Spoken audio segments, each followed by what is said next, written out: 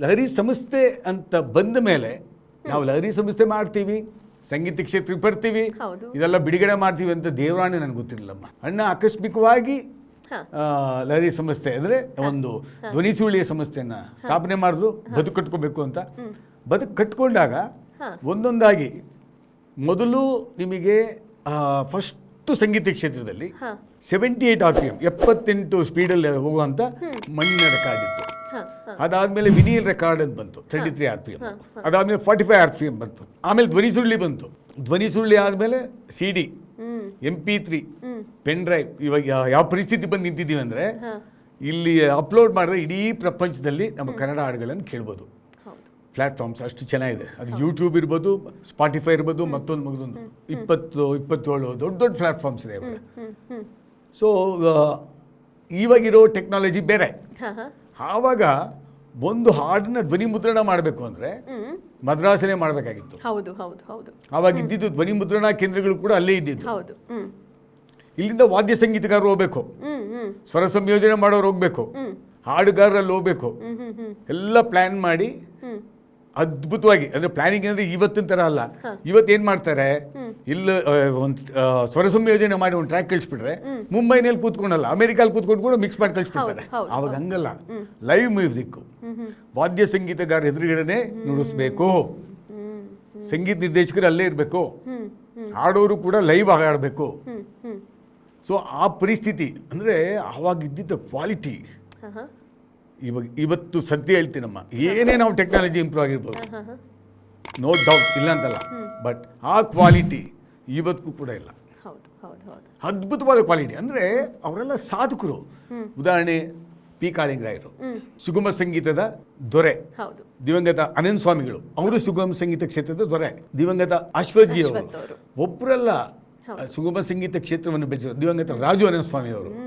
ನನಗೆ ಅಂತಂದಾಗ ಭಾಳ ನೋವಾಗುತ್ತೆ. ಅವ್ರು ಇರಬೇಕು, ಪರ್ಮನೆಂಟ್ ಆಗಿರ್ಬೇಕಾಗಿತ್ತಲ್ಲಪ್ಪ, ಭಾಳ ಬೇಕು ಕಳ್ಕೊಂಡ್ಬಿಟ್ವಲ್ಲ ಅಂತ. ವಿಧಿ ಎಲ್ಲ ಹೇಳಲೇಬೇಕಾಗುತ್ತೆ. ಕೆಲವು ಟೈಮಲ್ಲಿ ಹೇಳಿದಾಗ ನಮ್ಮ ಕಣ್ಮುಂದೆ ನೋಡಿದ್ವಲ್ಲ, ಇವಾಗ ಹಿಂಗೆ ಅನ್ಬೇಕಾ, ಆ ಪರಿಸ್ಥಿತಿ ಬಂದ್ಬಿಡ್ತಾರೆ. ಆಮೇಲೆ ರತ್ನಮಾಲಾ ಪ್ರಕಾಶ್ ಅವರು ಇರ್ಬೋದು, BK ಸುಮಿತ್ರಮ್ಮ ಇರ್ಬೋದು, ಅವರೆಲ್ಲ ಕನ್ನಡಕ್ಕೋಸ್ಕರ ಅವರ ಜೀವನವನ್ನು ಮುಡುಪಾಗಿಟ್ಬಿಟ್ಟಿದ್ದಾರೆ.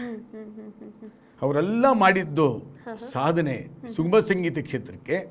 ಇವತ್ತು ಸಾವಿರಾರು ಹಾಡುಗಳನ್ನು ಲಹರಿ ಸಂಸ್ಥೆ ಬಿಡುಗಡೆ ಮಾಡಿದ್ದೀವಿ. ನನಗೆ ಭಾಳ ಅದರಲ್ಲಿ ಭಾಳ ಆತ್ಮತೃಪ್ತಿ ಇದೆ, ಭಾಳ ಸಂತೋಷನೂ ಇದೆ. ಅಂದರೆ ಒಂದು ರಾಮಾಯಣ ದರ್ಶನ, ಕುಪ್ಪಳ್ಳಿ ವೆಂಕಟಪ್ಪ ಪುಟ್ಟಪ್ಪ ಸಾಹೇಬರ ರಾಮಾಯಣ ದರ್ಶನವನ್ನು ನಮ್ಮ ಮೇಷ್ಟ್ರು ಪಾಠ ಮಾಡುವಾಗ ನಾನು ಕೇಳಿದ್ದೀನಿ. ಕೇಳುವಾಗ ಅಪ್ಪ ಹಿಂಗಿತ್ತ, ಈ ರೀತಿನ ಅಂತ ಕುವೆಂಪು ಸಾಹೇಬ್ರನ್ನ ಕವಿಯಾಗಿ ಅವರು ವರ್ಣಿಸ್ತಾ ಇದ್ರಲ್ಲ ಮೇಷ್ಟ್ರು, ಆ ಕವಿಗಳು ವರ್ಣಿಸೋ ರೀತಿನೇ ಒಂಥರ ಇತ್ತು. ಇನ್ನು ರಾಮಾಯಣ ದರ್ಶನ ಯಾವ ರೀತಿ ಇರಬೇಕು, ಅದನ್ನು ನಾವು ಧ್ವನಿ ಸುರುಳಿ ಮುಖಾಂತರ ಬಿಡುಗಡೆ ಮಾಡ್ತೀವಿ ನಾವು ಅನ್ಕೊಂಡೇ ಇರಲಿಲ್ಲ. ಆ ಭಾಗ್ಯ ನಮಗೆ ಸಿಕ್ತು.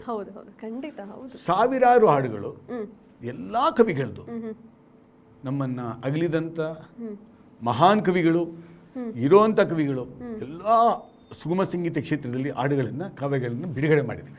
ಅದೊಂದು ಒಳ್ಳೆ ಆತ್ಮತೃಪ್ತಿ ಅಂತಲೇ ಹೇಳ್ಬೋದಮ್ಮ, ಸಂತೋಷ ಕೊಡುವಂಥ ವಿಚಾರ. ಸತ್ಯ. ಇದನ್ನು ನಾವು ಮತ್ತೆ ನೆಕ್ಸ್ಟ್ ಜನರೇಷನ್ ಮಾಡುತ್ತೋ ಇಲ್ಲೋ ನನಗೆ ಗೊತ್ತಿಲ್ಲ. ಅದು ಸುವರ್ಣಗಳಿಗೆ ಅಮ್ಮ. ಈ 40, 45, 48 ವರ್ಷ ಏನೇನು ಧ್ವನಿ ಸಾಂತ್ರಿಕೆ ಕ್ಷೇತ್ರದಲ್ಲಿ ಜಾನಪದ ಇರ್ಬೋದು, ಕನ್ನಡ ಸಾಹಿತ್ಯಕ್ಕೆ ಸಂಬಂಧಪಟ್ಟಿದ್ದಿರ್ಬೋದು, ಕವನಗಳಿರ್ಬೋದು, ಗೀತೆಗಳಿರ್ಬೋದು, ಕನ್ನಡಕ್ಕೆ ಸಂಬಂಧಪಟ್ಟಿದ್ದು ನಾನು ಮಾತಾಡ್ತಾ ಇದ್ದೀನಿ. ಇದನ್ನು ಅದು ಹೆಂಗೋ ಆ ಟೈಮಲ್ಲಿ ಆ ಸರಸ್ವತಿ, ರಾಜರಾಜೇಶ್ವರಿ, ಅದು ಯಾವ ಟೈಮಲ್ಲಿ ಸ್ಟಾರ್ಟ್ ಮಾಡೋದು ಗೊತ್ತಿಲ್ಲ. ಆ ಮಹಾನ್ ಭಾವರು ಎಲ್ಲ ಇದ್ದರು. ಒಂದು ನಾಡಗೀತೆ ತಗೊಳ್ಳಿ, ನಾಡಗೀತೆಯನ್ನು ಅನಂತ ಸ್ವಾಮಿ ಸಾಹೇಬ್ರು ಆ ಕಾಲದಲ್ಲಿ ಟ್ಯೂನ್ ಮಾಡಿ ಒಂದು ನಾಡಗೀತೆ. ಇವಾಗ ಅದು ಇತ್ತೀಚೆಗೆ 1.5 ವರ್ಷದ ಮುಂಚೆ ಅದನ್ನು ಸ್ಟೇಟ್ ಗೌರ್ಮೆಂಟ್ ಏನು ಮಾಡಿದ್ರು, ರಾಜ್ಯ ಸರ್ಕಾರ ಅನಂತ ಸ್ವಾಮಿ ಅವ್ರದ್ದು ನಾಡಗೀತೆ ಇವ್ರದ್ದೇ ಆಗಬೇಕು ಅಂತ. ಅದಕ್ಕೊಂದು ಕಾಂಟ್ರವರ್ಸಿ ಆಗಿತ್ತು.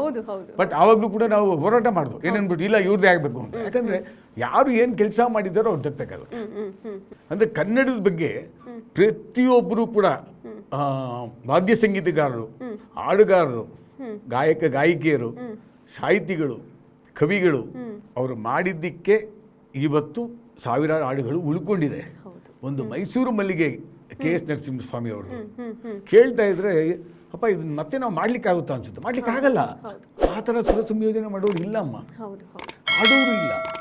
ಆಮೇಲೆ ಹಾಡುಗಾರರಿದ್ದಾರೆ, ಸ್ವರ ಸಂಯೋಜನೆ ಮಾಡೋರಿದ್ದಾರೆ, ಬಟ್ ಆ ರೀತಿ ಡೆಡಿಕೇಶನ್ ಬೇಕಲ್ಲ. ಹೌದು, ಅಂದ್ರೆ ಅವರಿಗಿದ್ದಂತ ಭಾಷಾಭಿಮಾನ ಅಷ್ಟೊಂದು ಹೆಚ್ಚಾಗಿತ್ತು, ಅದನ್ನ ಸರ್ವಸ್ವ ಅನ್ಕೊಂಡಿದ್ರು, ಕನ್ನಡವೇ ಅಥವಾ ನಾವು ಮಾಡುವಂತ ವೃತ್ತಿಯೇ ಸರ್ವಸ್ವ ಅನ್ಕೊಂಡಿದ್ರು. ಹಾಗಾಗಿ ಸತ್ಯವಾದ ಮಾತು ಇದು.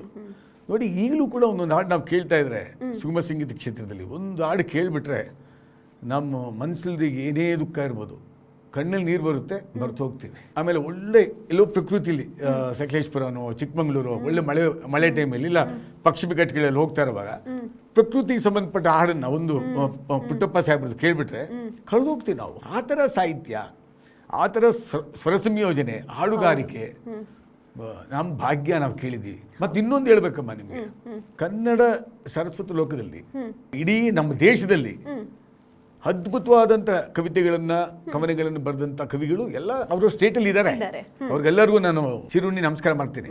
ಬಟ್ ಸುಗಮ ಸಂಗೀತ ಅಂತ ಒಂದು ಕ್ಷೇತ್ರ ಅನ್ನೋದನ್ನ ಎತ್ತಿದಿರೋ ಒಂದೇ ಕನ್ನಡ ತಾಯಿ, ಒಂದೇ ಕನ್ನಡ ಭಾಷೆಯಲ್ಲಿ ಮಾತ್ರ ಆಗಿರೋದು.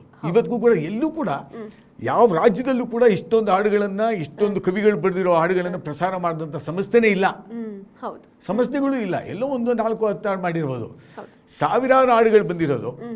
ಇದು ಅದ್ಭುತ. ನೋಡಿ, ಉದಯವಾಗಲಿ ನಮ್ಮ ಚೆಲುವ ಕನ್ನಡ ನಾಡು, ಅದು ಕಾಳಿಂಗರಾಯರು ಹಾಡಿರೋದು ಕೇಳಿಬಿಟ್ರೆ ಅದ್ಭುತ. ಅದ್ಭುತದಲ್ಲಿ ಎರಡನೇ ಮಾತೇ ಇಲ್ಲ. ಅದೆಲ್ಲ ಹಣಿಮುತ್ತುಗಳಮ್ಮ, ಮತ್ತೆ ಸಿಗೋದಿಲ್ಲ ನಮಗೆ. ಅದೇ ಹೇಳ್ತಾ ಇದ್ದೀನಲ್ಲ, ಲಕ್ಷ ಕೋಟಿ ಸಂಪಾದನೆ ಮಾಡ್ಬೋದು ಮನುಷ್ಯ, ದುಡ್ಡಿಗೆ ನಾನು ಕಂಪೇರ್ ಮಾಡ್ತಾ ಇಲ್ಲ. ಈ ಥರ ಹಾಡುಗಳು ಒಂದು ಹಾಡು ಸಿಗೋದಿಲ್ಲ ಅವ್ರಿಗೆ.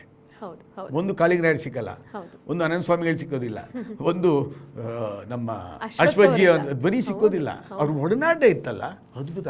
ಅವ್ರು ದುಡ್ಡಿಗಾಗಿ ಕೆಲಸ ಮಾಡಲಿಲ್ಲಮ್ಮ, ಖಂಡಿತ ಹಣಕ್ಕಾಗಿ ಕೆಲಸ ಮಾಡಲೇ ಇಲ್ಲ.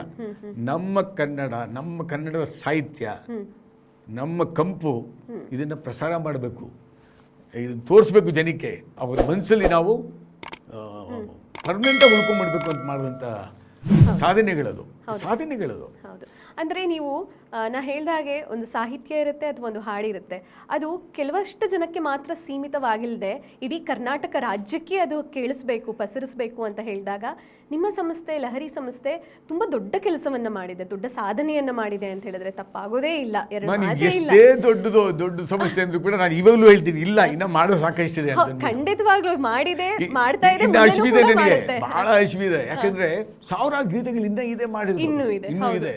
ಬಟ್ ನನಗೆ ಏನ್ ಡೌಟ್ ಬಂದ್ಬಿಡ್ತಾ ಇದೆ ಅಂತಂದ್ರೆ, ಇತ್ತೀಚೆಗೆ ಏನಪ್ಪ ಮಾಡಕ್ಕಾಗುತ್ತಾ, ಮಾಡೋರೇ ಕಾಣ್ತಾ ಇಲ್ವಲ್ಲ, ಇದು ಇಲ್ಲಿಗೆ ನಿಂತೋಗ್ಬಿಡುತ್ತಾ ಸುಗಮ ಸಂಗೀತ ಕ್ಷೇತ್ರ. ಭಯ ಹುಟ್ಟಿದೆ ನನಗೆ. ಆ ಭಯ ಬರಬಾರ್ದಾಗಿತ್ತು. ಕನ್ನಡವೇ ನಿತ್ಯ.